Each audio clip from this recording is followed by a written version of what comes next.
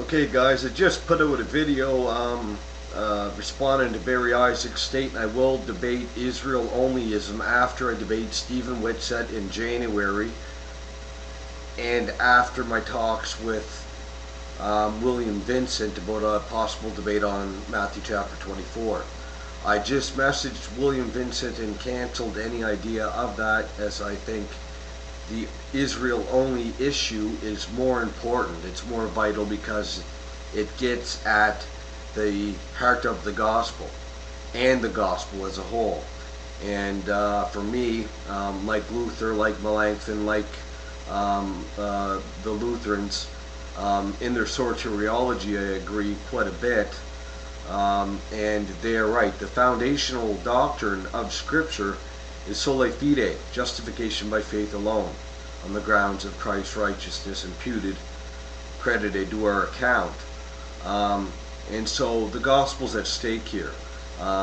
So if Barry Isaacs wants to get an advocate, I know there's a couple Michaels running around. I don't know much who else. Probably block half of them, but get me someone if they want to do an actual moderated debate, formal, structured. Yeah, okay.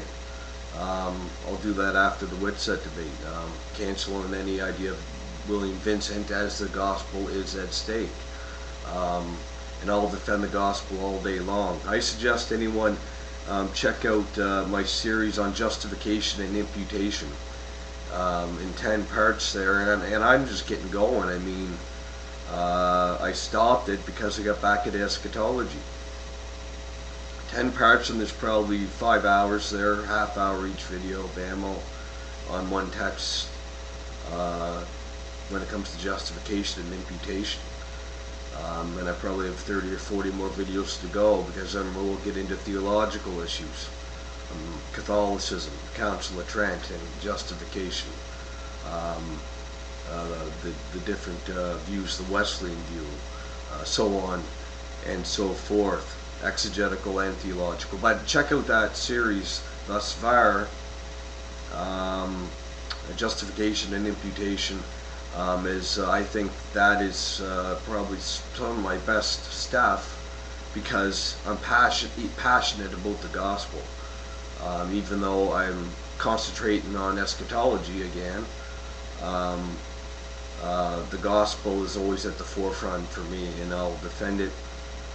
I'll present it any chance that I can. So yeah, I guess that's about it. I wanted to do the debate with Vincent because he's an intelligent guy, a gracious guy, and it would be a very good debate, the Olivet Discourse. But this is more important, Israel onlyism. It's been dealt with before, as I said, by Joe Daniels especially, and Robert Statzer, Terry Cropper, a few other guys, Adam Marsh, I forget his last name, Adam, he has a great site anyway as well, but he's been dealing with it. Adam Marshock, or sorry Adam, if he does see this, but some other guys have been putting out some great stuff, but especially Joe Daniels, and they will not refute him when it comes to the Greek text. They will not do any type of article response, I don't think. But yeah, there's guys like that could do a much better job with this issue. I've studied British Israelism, two-house theology in the past, as I've showed the material that I've read 7 years ago, stuff I printed off on two-house, two-stick theology, and in talks with a friend from Pal Talk about that, about British Israelism, two-house theology. And so I was aware of this before I even came on Facebook, and probably aware of it, probably aware of their main premise in two-house theology, British Israelism, that their main premise is that the Gentiles are the lost sheep. It's the same premise of Israel onlyism. Ephraim dispersed is the Gentiles. That exact same exegetical arguments, I would imagine.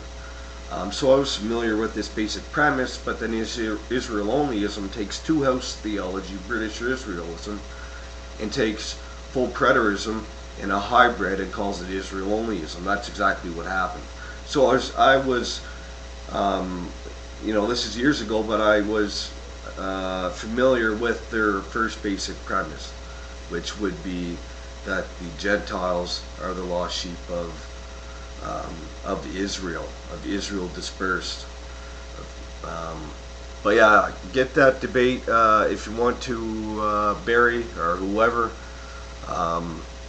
Respond to this or message me or get a hold of me somehow, and we'll see what happens.